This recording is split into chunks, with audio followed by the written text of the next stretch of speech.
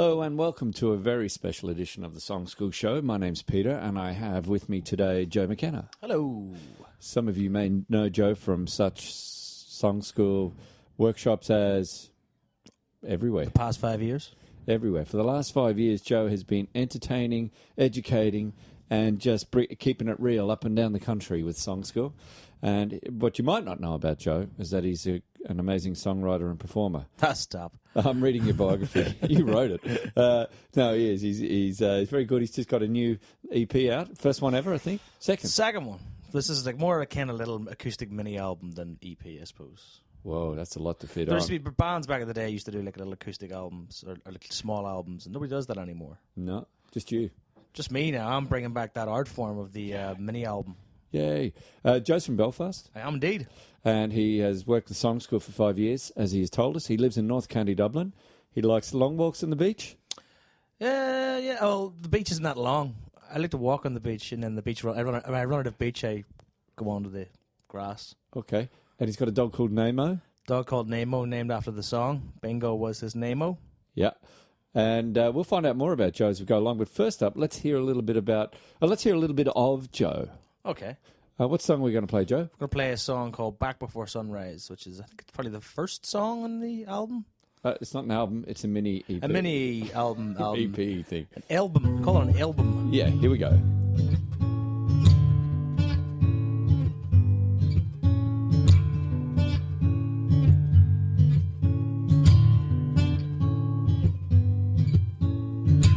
Well, honey, the snow means I gotta go, we gotta be heated. Somehow the cons and the pros, baby, they froze just like the water out there. Now wasting $1 on double line collars. No, honey, I'll just screw my hair. If we didn't need it, then honey, I'll beat it, believe it, it's stripping me bare of all of the airs and all of the grace, especially the faces. Just staring, wondering how I'm getting by now, but nobody knows just how scared I am with the dark. The color of the lock is something I just I'll bear, but open your eyes and tell you no lies, you find me sitting there, yeah.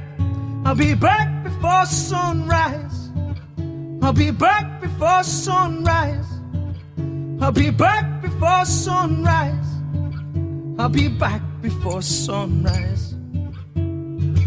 I don't see the day trickle away. It's something they hold out on me. Cannot convey the level of pain that making me feel here nightly. Maybe if I pray, I find it someday that this attitude cut me free. This level of pain is shocking disgrace. I'm surviving instinctively, so I put in night hours because of your powers. If you screaming, fuck you, pay me. Can't break a promise and let me be honest. This evening I don't wanna leave.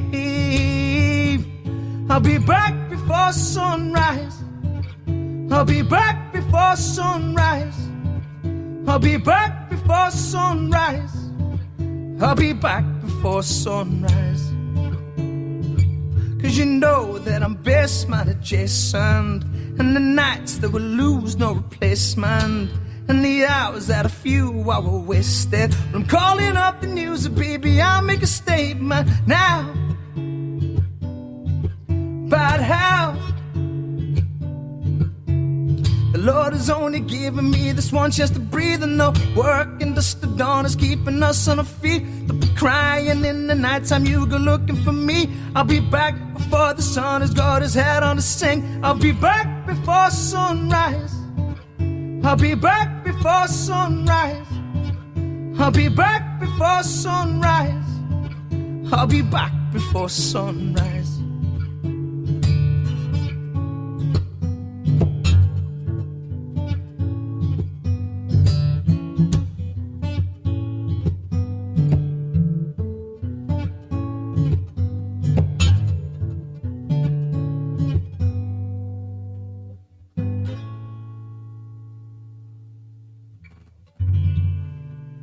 That last chord was coming. That was lovely, Joe. Thank you. And so tell us, what's that about? That song is about when I used to work night shifts back many years ago in a factory. That my daughter would get upset when I would go to work at night. She could never really understand it because she was quite young. And I would tell her that I'd be back before sunrise, but that only worked in the winter, because it would be dark mornings and dark evenings. Before in the summer, it would be a lie, because by the time I would come home, the sun would be up. And if you lived in the northern hemisphere way up on the Arctic Circle, it would have to be like 6 months, wouldn't it? Yeah. That song wouldn't work. It's probably not going to sell up there. It'll sell for a limited period, yeah. So tell us, Joe, your songs in general, what do you normally write about?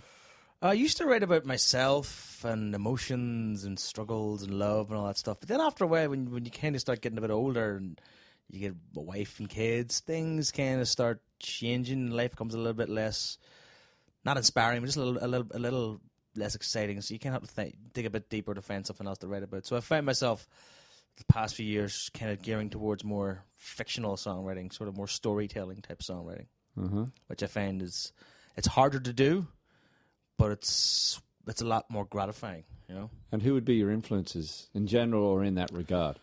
In general, I don't know. So I suppose when I first started playing the guitar, my influences were Oasis. I suppose they spawned thousands, if not millions, of acoustic guitar players. But then from there, I moved on. I started listening to the Beatles, obviously, and then I started listening to singer-songwriters like David Gray. I listened to a lot of Paul Weller, Stone Roses. I listened to kind of generally nearly anything, anything that sounded good to me.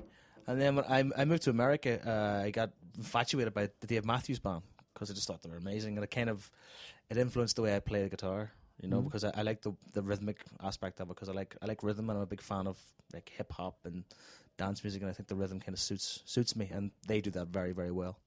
It's interesting because you started one place with the Oasis, and then you kind of went back to their main influence, the Beatles. Yeah, I think it's impossible to do that. And then you go sideways. It's not chronological, is it, when you get into music? No, I think it's impossible to listen to Oasis and not go, okay, well, I'll listen to the guys who originally made this music, the Beatles. Yeah, very good. And how long have you been writing songs for? I've been writing songs since I was 21. I started playing guitar when I was 16. And You're very factual. I know. I remember it all.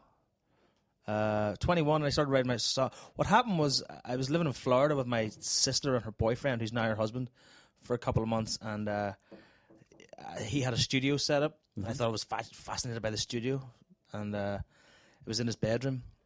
But he had this old sort of cassette recorder thing that I could plug a mic into, and I could record stuff, and I had a stack of tapes.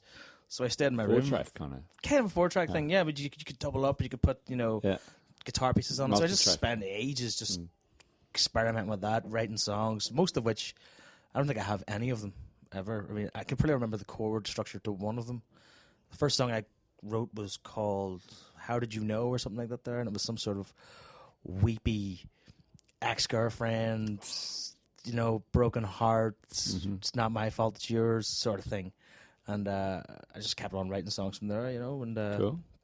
being in contact with other kind of songwriters, people that I'd met. Well, funny, when you start writing songs, would it still be the same as to when you're writing songs now? Would it still be the same approach? Like, what would come first, or is there a format that you'd use? Words? I think you'll go through formats. I think originally I would write to the music, because the music would be easiest first, because you learn and see, even if you knew 4 or 5 chords, you just play those, and then that would be enough for you, because you would be so enamored by the idea that you're creating something, But I think as you go forward, and the kind of the shine sort of wears off a little bit, and you realize that it is a craft, and you got to keep pushing forward. And I think that changes over time. Sometimes I find now that the words are more important to me than the music is. Okay. But I mean, I have tons of half-finished songs that have really, really good chord progressions, but I haven't actually sat down and put words to them, because it can be. I find there can now be a struggle to put words to the music as opposed to put music to the words, because I think the words are more important to me now than they used to be. And I think I've learned that through writing songs through the years, that the words make more of a difference to my songs than the music does, So, in answer to my question, what comes first? Chicken. And how often would you write songs? Not as often as I should, but I'll constantly sit down and, for an hour, half an hour, even an hour, and just come up with a chord structure, And one of the things I heard Dave Matthews say one time, he says that he's a phenomenal guitar player, so he's got no problem sitting down for an hour and playing the same thing round and round and round and round and round and round and round until he's happy that it's what he wants to stick with, And I'll do that constantly, and I'll put my phone, if I come up with something good, I'll take my phone out and I'll sit it in front of me and I'll play it into the phone, and then I'll upload it to the computer. So I kind of backlog most of the stuff that I should have written, you know. And what I've started to do now is kind of go through old notebooks and pick out lyrics that I'd liked and try and piece them together, because I think you should constantly have a fresh approach to writing your songs. You should constantly try to challenge yourself to, you know, say, well, you know, I've done it that way. I mean, everybody's had a moment where a song is just falling out.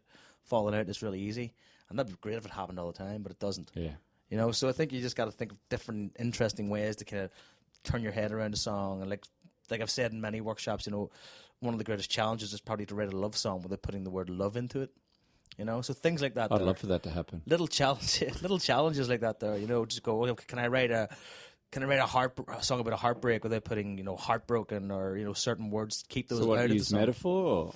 Well, no, you got to write. The way I see it, you got to write around the subject. You know, if you want to writ a song, put down what you don't want in the song. Sometimes, say I don't want to use the word pain. I don't want to use the word love or heartbreak or moon, or you've left me or anything. Take all that stuff out.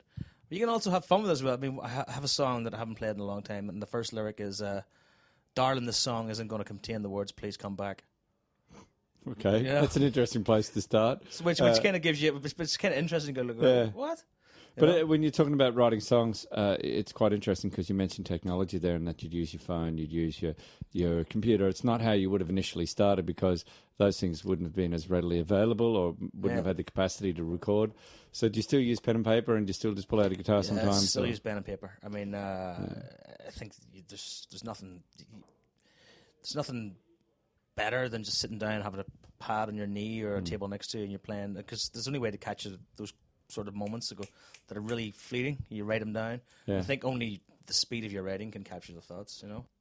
I remember talking to an Australian songwriter called Neil Murray, and he wrote a song that became a big hit called My Island Home, and he talked about that. He was on the bus, and he was going down from Melbourne to Sydney, I think, whatever. It was a long bus trip, but he was stuck on the bus. This is pre-phones, pre-everything, and he didn't even have a pen and paper, I think. It was just in his head, and this idea came, the chord progression, the words, and he had to wait till the bus stopped, ran out, grabbed his guitar and play it, you know, and wrote it down. So it's we're very sport for choice these days. Absolutely. I was just going to say, that doesn't happen to many songwriters anymore, unless you live in the deepest, darkest Chile or something like that. And have a good memory. Yeah. Yeah. Well, let's hear another song, will we? Yeah, let's hear another song. Hear?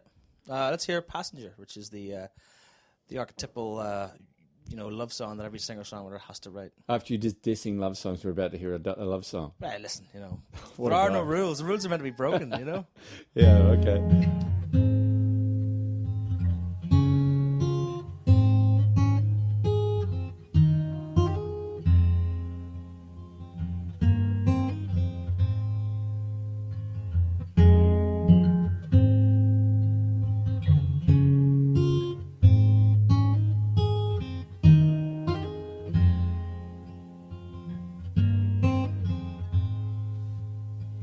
Late at night, when I'm down there on my knees, praying to God for help someday, never did say please.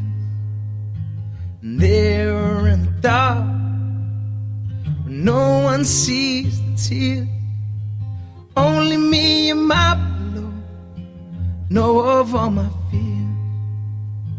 But as the sun ignites, switching places with the moon, creeping under doorways as the birds begin to tune. I think, oh, in my life I walked miles in many shoes, I made a lot of stops, yeah, but the only passenger is you. The only passenger is you, guiding me to grace. And if you don't know where we're going, then I'll drive all over the place.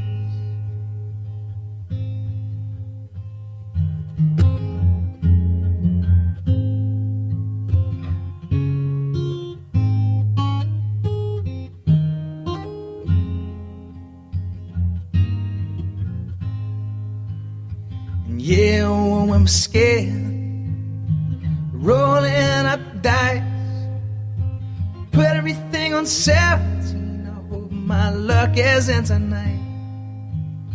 And I'll do all I can to make things easy.